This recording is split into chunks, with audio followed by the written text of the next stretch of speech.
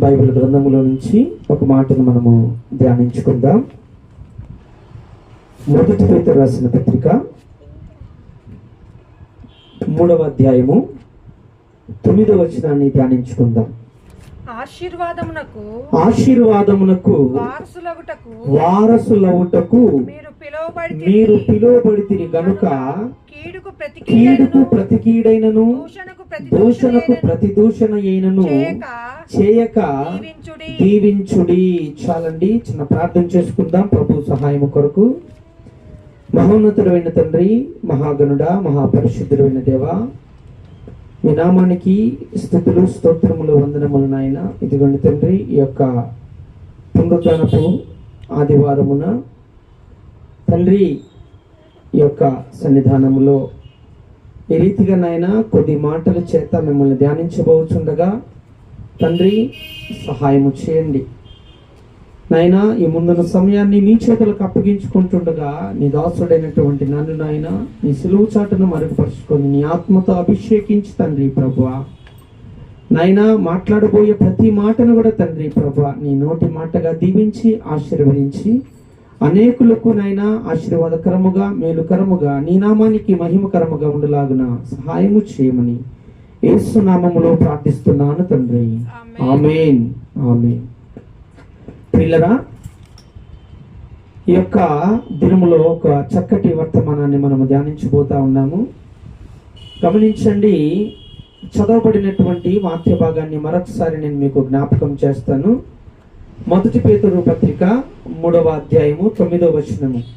ఆశీర్వాదమునకు వారసులవుటకు మీరు పిలువబడితిరి గనుక కీడుకు ప్రతి కీడు అయినను దూషణకు ప్రతి దూషణ అయినను చేయక దీవించుడి అని దేవుని యొక్క వాక్యము తెలియజేస్తా ఉన్నది. అయితే గమనించండి, ఈ దినములో కొన్ని మాటలను, కొన్ని శ్రేష్టమైనటువంటి మాటలను మన జీవితంలో మనము నేర్చుకొని ఆ రీతిగా మన విశ్వాస యాత్ర జీవితాన్ని మనము కొనసాగించుదాం.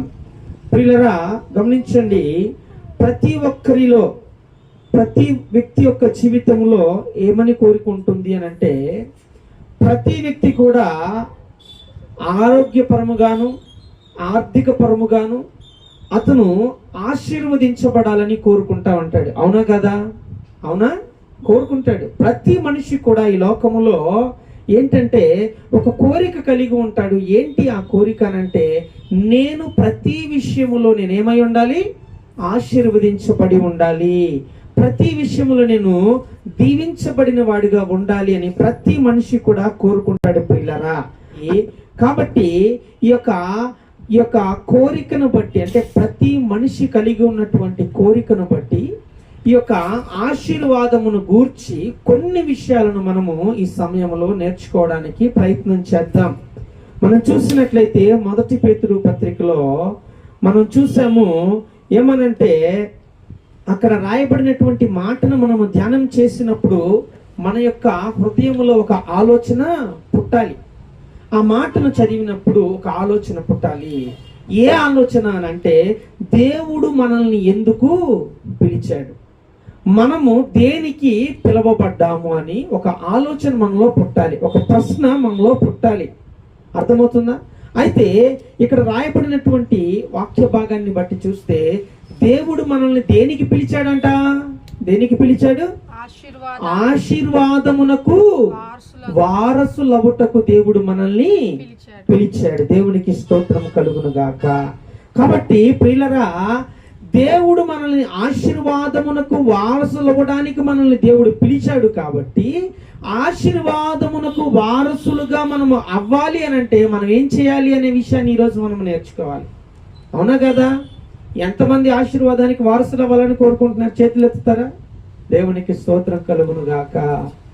మనందరము కూడా ఆశీర్వాదమునకు వారసులు అవ్వడానికి మనం పిలువబడ్డాము.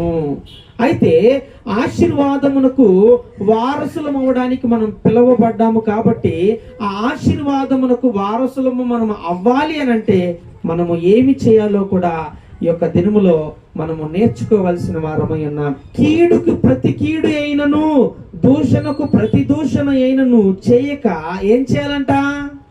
దీవించాలి. మనము ఆశీర్వాదమునకు వారసులమై ఉండాలి అని అంటే మనం ఏం చేయాలి? కీడుకి ప్రతి కీడు చేయకూడదు, దూషణకు ప్రతి దూషణ చేయకూడదు. అలా చేయక మనం ఏమి చేయాలి అని అంటే ఇతరులను మనము దీవించే వారిగా మనం ఉండాలి.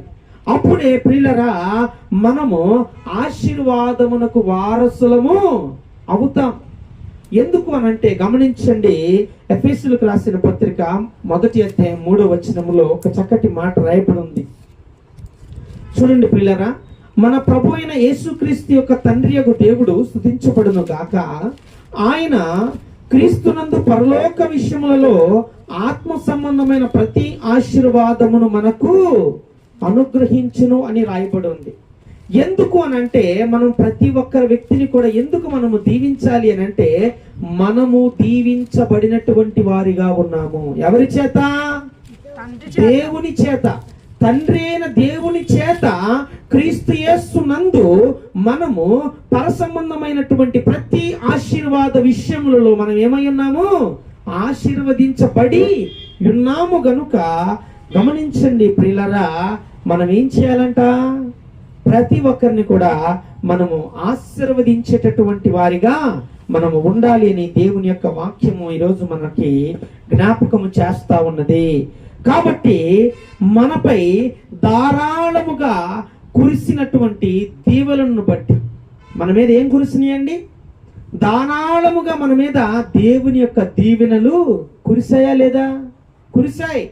ఇక్కడ చదవబడినటువంటి మాట ఎఫెసీయుల పత్రిక 1వ అధ్యాయము 3వ వచనములో అక్కడ ఏమనుందంటే ఆ మాట పరలోక విషయముల్లో ఆత్మ సంబంధమైన ప్రతి ఆశీర్వాదమును మనకు అనుగ్రహించెను అని ఉంది. అనుగ్రహించెను అనేటటువంటి ఈ యొక్క మాట భూతకాలానికి సంబంధించింది. ఏ కాలానికి? భూతకాలానికి సంబంధించింది. అంటే దేవుడు మనల్ని ఏం చేశాడు? గతములో ఏం చేశాడండి? ఇంతకు ముందే దేవుడు మనల్ని ఆశీర్వదించాడు. దేవుడు మనల్ని ఇంతకు ముందే ఆశీర్వదించాడు. కాబట్టి గమనించండి, మన మీద ధారాళముగా దేవుని యొక్క దీవెనలు కురిపించబడ్డాయి. అంతేకాకుండా ఇక ముందు కూడా మనకు రావలసినటువంటి ధారాళముగా వచ్చేటటువంటి ఆశీర్వాదమును బట్టి మనము మన ఇరుగు పొరుగు వారిని, ఇతరులను మనం ఏం చేయాలంట? దీవించే వారిగా ఉండాలి. అర్థమవుతుందా? కీడుకు ప్రతి కీడు ఏను చేయక, దూషణకు ప్రతి దూషణ ఏను చేయక మనం ఏం చేయాలి? ప్రతి వ్యక్తిని దీవించే వారిగా మనం ఉండాలి. ఎప్పుడైతే ప్రతి మనిషిని మనము దీవిస్తామో, ప్రతి మనిషిని మనము ఆశీర్వదిస్తామో, అప్పుడు మనము ఆశీర్వాదమునకు వారసులమై ఉంటామని దేవుని యొక్క వాక్యము తెలియజేస్తా ఉన్నది ప్రియులారా. అయితే గమనించండి, మరొక మాటను కూడా మీకు జ్ఞాపకం చేస్తాను. ఇక్కడ రాయబడినటువంటి మాట ఏంటంటే వారసులవుట. అంటే ఏంటి? ఇక్కడ రాయబడిన మాట ఆశీర్వాదమునకు వారసులవుటకు మనలను పిలిచెను. ఇక్కడ వారసులు అనే మాటని జ్ఞాపకం చేసుకుంటే భౌతిక సంబంధమైనటువంటి విషయాలలో ఎవరైనా ఒక ఆస్తికి వారసులు ఈ భూమి మీద ఎక్కడైనా జీవించి ఉన్నారు అని తెలిస్తే ఆ ఆస్తి ఏం చేస్తుంది చెప్పండి? ఆస్తి ఆ వ్యక్తి ఎక్కడున్నాడో ఆ వ్యక్తి దగ్గరికి వెళ్తుందా లేదా? వెళ్తుందా లేదా? అంటే గమనించండి, భౌతిక సంబంధమైనటువంటి ఆస్తి విషయంలో ఈ లోకములో ఒక మనిషి ఆ ఆస్తికి కర్తగా, అంటే ఆ ఆస్తికి వారసుడుగా ఉన్నటువంటి వ్యక్తి ఈ భూమి మీద ఎక్కడో ఒక చోట బ్రతికే ఉన్నాడు, ఆయన జీవిస్తూనే ఉన్నాడు. అతను ఫలానా వ్యక్తి అని తెలిసినప్పుడు తనకు రావాల్సినటువంటి ఆస్తి యొక్క భాగము అతను ఎక్కడున్నా కానీ అక్కడికి ఆ ఆస్తి ఏం చేస్తుందండి? వెళ్తాది. అదే రీతిగా గమనించిన ప్రియమైనటువంటి దేవుని బిడ్డలారా, ఆధ్యాత్మికమైనటువంటి జీవిత విషయంలో ఒక వ్యక్తి క్రీస్తు యేసునందు క్రీస్తుతో కూడా వారసుడిగా బ్రతికి ఉన్నాడు, బ్రతికి ఉండాలి. అలా బ్రతికి ఉన్నట్లయితే ఆ వ్యక్తికి రావాల్సినటువంటి పరసంబంధమైన ప్రతి ఆశీర్వాదము కూడా ఈ భూలోకములో అతను ఎక్కడున్నా, ఈ యొక్క దైనందిన జీవితంలో ఎక్కడున్నా కానీ ఆ యొక్క వ్యక్తికి రావాల్సినటువంటి ఆ ఆశీర్వాదము, ఆ దీవెన తప్పనిసరిగా అతని దగ్గరకు వస్తుంది. ఎందుకనంటే క్రీస్తు యేసునందు పరలోక సంబంధమైన విషయములలో, ఆయన ప్రతి విషయములలో కూడా తండ్రి అయిన దేవుడు మనల్ని ఏం చేశాడట? ఆశీర్వదించాడు. ఆయన మనల్ని గతంలోనే ఆశీర్వదించేశాడు. ఆ యొక్క ఆశీర్వాదానికి మనం ఏమై ఉన్నామనంటే వారసులుగా ఉన్నాము. కాబట్టి గమనించండి ప్రియులరా, వారసులుగా ఉన్నటువంటి మనము గమనించండి ఎలా ఉండాలంట? వారసులు ఎలా ఉండాలండి? ఆస్తిని పొందుకోవాలంటే ఎలా ఉండాలి? వారసుడు జీవించి ఉండాలా, చనిపోయి ఉండాలా? చెప్పండి. వారసుడు జీవించి ఉండాలి.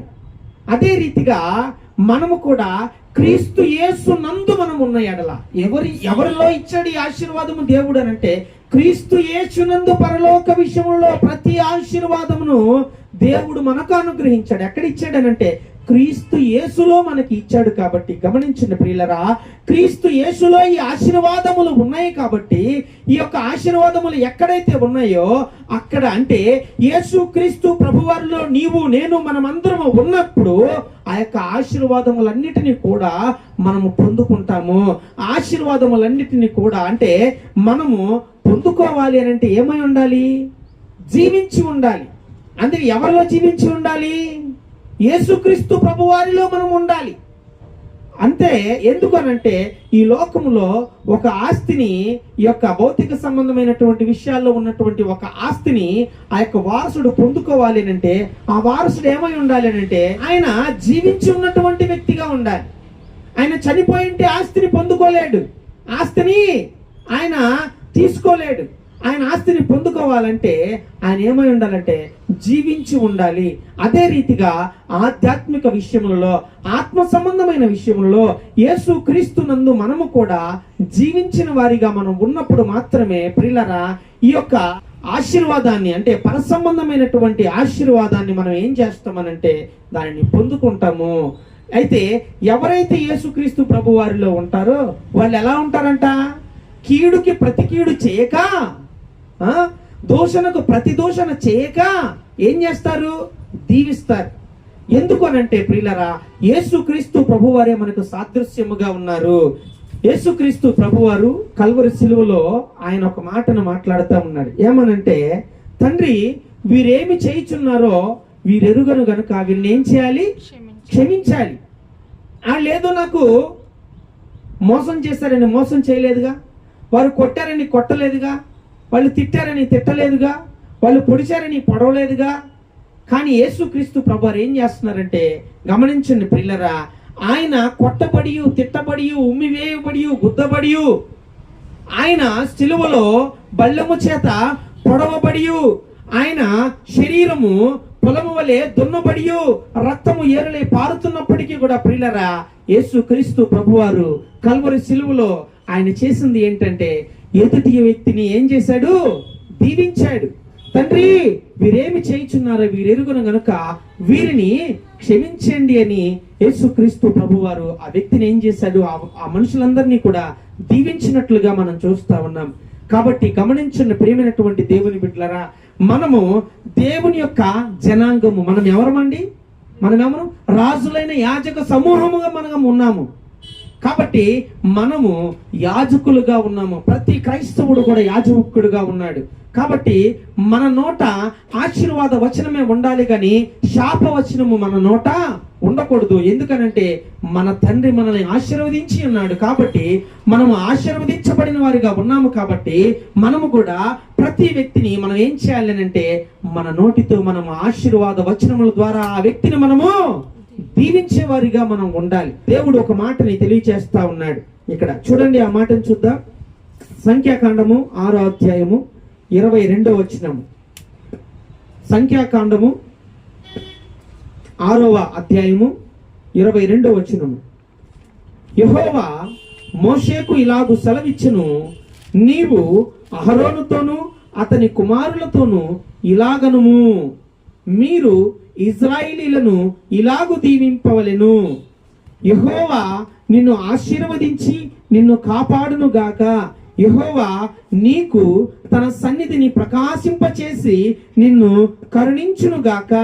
యెహోవా నీ మీద తన సన్నిధి కాంతి ఉదయింపచేసి నీకు సమాధానము కలుగజేయును గాక. అట్లు వారు ఇశ్రాయేలుల మీద నా నామమును ఉచ్చరించుట వలన నేను వారిని ఆశీర్వదించెను. చూసారా ప్రియులారా, ఇక్కడ ప్రతి మనిషి కూడా దేవుని సంబంధియే. ప్రతి మనిషి కూడా దేవుని చేత సృజించబడినటువంటి వ్యక్తే. కాబట్టి ఇక్కడ అంటా ఉన్నాడు, ఇక్కడ సెలవిచ్చినటువంటి మాట మోషేతో, అహరోను దగ్గరికి వెళ్ళి అహరోనుతోను అతని కుమారులతోనూ ఒక మాట చెప్పాలి. ఏంటి ఆ మాట అంటే, మీరు ఇశ్రాయేలును ఇలాగూ దీవించాలి. ఎలాగూ దీవించాలంట? యెహోవా నిన్ను ఆశీర్వదించి నిన్ను కాపాడును గాక. ఆ రీతిగా మనం ప్రతి ఒక్క వ్యక్తితో, అందుకని ఈ రోజు మనం అంటున్నాం, మన ఇరుగు పొరుగు ఉన్నటువంటి ప్రతి ఒక్కరు కూడా యెహోవా నామములో ఆశీర్వదించబడుదురు గాక. ఆమేన్. అదే రీతిగా యెహోవా నీకు తన సన్నిధిని ప్రకాశింపజేసి నిన్ను కరుణించును గాక అని ప్రతి ఒక్క వ్యక్తిని మనము దీవించే వారిగా ఉండాలి. యెహోవా నీ మీద తన సన్నిధి కాంతిని ఉదయింపచేసి నీకు సమాధానమును కలుగజేయును గాక. ఆమేన్. ఈ రీతిగా మన ఇరుగు పొరుగు ఉన్నటువంటి ప్రతి ఒక్క వ్యక్తిని కూడా దేవుడు మరి ఆశీర్వదించమని తెలియపరుస్తూ ఉన్నాడు. కాబట్టి మనమందరము కూడా యాజకులుగా ఉన్నాం. ఇక్కడ అహరోను కుమారులు ఎవరు అనంటే యాజకులు. ఈరోజు మనం అందరము ఎవరు అనంటే దేవుని విశ్వసించి ఆయన అడుగుజాడల్లో నడిచే ప్రతి ఒక్కరు కూడా ఎవరు అనంటే మనమందరము కూడా యాజకులమే. అందుకనే ఒక మాట కూడా రాయబడింది పరిశుద్ధ బైబిల్ గ్రంథములో. మనం ఎవరు అనంటే రాజులైన యాజక సమూహము, దేవుని సొత్తైన ప్రజలము. కాబట్టి మనం ఏమి చేయాలి అనంటే మనము ప్రతి వ్యక్తిని కూడా దీవించాలి. కాబట్టి ప్రతి ఒక్కరూ పలుకుదామా, ఇది మొదలుకొని నా ఇరుగు పొరుగున ఉన్నటువంటి ప్రతి వ్యక్తి కూడా దేవుని చేత, దేవుడైన యెహోవా చేత ఆశీర్వదించబడును గాక. దేవుడైన యెహోవా సన్నిధి కాంతి ప్రకాశింపచేసి నా ఇరుగు పొరుగులో ఉన్న ప్రతి ఒక్కరిని కరుణించును గాక. యెహోవా తన సన్నిధి కాంతిని ఉదయింపచేసి సమాధానమును కలుగజేయును గాక. ఆమేన్. కాబట్టి ప్రియులరా, ప్రతి ఒక్క వ్యక్తిని కూడా మనము దీవించే వారిగా ఉండాలి. ఎందుకు అనంటే మనము ఆశీర్వాదమునకు అనగా దీవెనకు వారసులుగా ఉండడానికి మనం పిలువబడ్డాము. దేనికండి? దీవెనకు వారసులుగా ఉండడానికి మనం పిలువబడ్డాము. కాబట్టి ఆ రీతిగా మనము ఎలా ఉండాలి అనంటే ఇరుగు పొరుగు వారిని, ఇతరులను దీవించే వారిగా ఉండాలి. అంతేగాని కక్ష అంటే చూడండి, కీడుకి ప్రతి కీడు చేసేవారిగా ఉండకూడదు. దూషణకు ప్రతి దూషణ చేసేవారిగా ఉండకూడదు. అలా ఉండకుండా మనము దానికి ప్రతిగా మనము ఎదుటి వ్యక్తిని, మన ఇరుగు పొరుగు వారిని మనము దీవించినప్పుడు మాత్రమే మనము ఆశీర్వాదమునకు వారసులమవుతాము. ఆయన ఇచ్చే ఆశీర్వాదం ఏంటండి? వాడబారినటువంటి ఆశీర్వాదముతో, క్రీస్తు యేసునందు నిత్య జీవము అనేటటువంటి ఆశీర్వాదముతో దేవుడు మనల్ని ఆశీర్వదిస్తా ఉన్నాడు. కాబట్టి గమనించిన ప్రియమైనటువంటి దేవుని బిడ్డలారా, మనము కీడుకి ప్రతి కీడు చేయక, దూషణకు ప్రతి దూషణ చేయకుండా మనము మన ఇరుగు పొరుగు వారిని అందరినీ కూడా ఆశీర్వదించుదాం. ఇరుగు పొరుగు వారందరినీ కూడా మనము దీవించుదాం. ఆ రీతిగా మనము దీవించినప్పుడు మనము ఆశీర్వాదమునకు వారసులమవుతామని దేవుని యొక్క వాక్యము తెలియజేస్తా ఉన్నది. అట్టి కృప దేవుడు మనందరికీ అనుగ్రహించునుగాక. ఆమేన్. ప్రార్థన చేసుకుని వాక్య పరిచర్యను బట్టి ప్రార్థన చేసుకుందాం. పరిశుద్ధుడైన తండ్రి, ప్రేమ స్వరూపుడా, మీకు వందనాలు, స్తోత్రాలు నాయనా. అవును తండ్రి, ఈ దినమున నామ వెనికిడిలోనికి మీరు తెచ్చినటువంటి ప్రతి మాటకై మీకు వందనాలు, స్తోత్రాలు ప్రభువా. మొదటి పేతురు పత్రిక 3వ అధ్యాయము 9వ వచనములో నాయనా, మేము ఆశీర్వాదమునకు వారసులు అవడానికి పిలువబడ్డామని, కాబట్టి కీడుకి ప్రతి కీడు చేయక, దూషణకు ప్రతి దూషణ చేయక దీవించాలని మీ వాక్యము తెలియపరుస్తూ ఉంటుండగా, మేము నాయనా మా ఇరుగు పొరుగు వారి పట్ల నైనా కీడుకు ప్రతి కీడు గాని, దూషణకు ప్రతి దూషణ గాని చేయక, నైనా క్రీస్తు యేసునందు నూతనమైనటువంటి జన్మమును పొంది దేవుని చేత ఏర్పరచబడినటువంటి దేవుని సొత్తైన ప్రజలుగాను, రాజులైన యాజక సమూహముగాను మేము ఉన్నాము. కాబట్టి మా నోటి నుంచి తండ్రి ప్రభువా, నీ చేతి సృష్టి అయినటువంటి ప్రతి మనిషిని కూడా తండ్రి దీవించులాగున నీ వాక్యము చేత మమ్మల్ని దర్శించినందులకై మీకు వందనాలు, స్తోత్రాలు. ఆ రీతిగా మేమును ప్రతి ఒక్కరును కూడా తండ్రి ప్రభువా ఉండులాగున సహాయము చేయమని ఇంతవరకు తండ్రి ప్రభువా మీరు నాయన నడిపించుకున్నటువంటి ఈ యొక్క విధానములకై మీకు వందనాలు, స్తోత్రాలు తెలియచేసుకుంటూ నాయనా మరి ముఖ్యముగా ఈ ప్రాంతాన్ని బట్టి ప్రార్థన చేస్తూ ఉన్నాం. ఈ ప్రాంతాన్ని దీవించండి, ఆశీర్వదించండి. నీ వాక్యము చేత, నీ ఆశీర్వాదము చేత, నీ సన్నిధి మేలుల చేత నాయనా ఈ యొక్క ప్రాంతాన్ని దీవించి ఆశీర్వదించి నాయనా మీరు మహిమ పొందండి. ఈ ప్రాంతంలో ఉన్నటువంటి ప్రతి వ్యాపారిని మీరు దీవించండి, ఆశీర్వదించండి.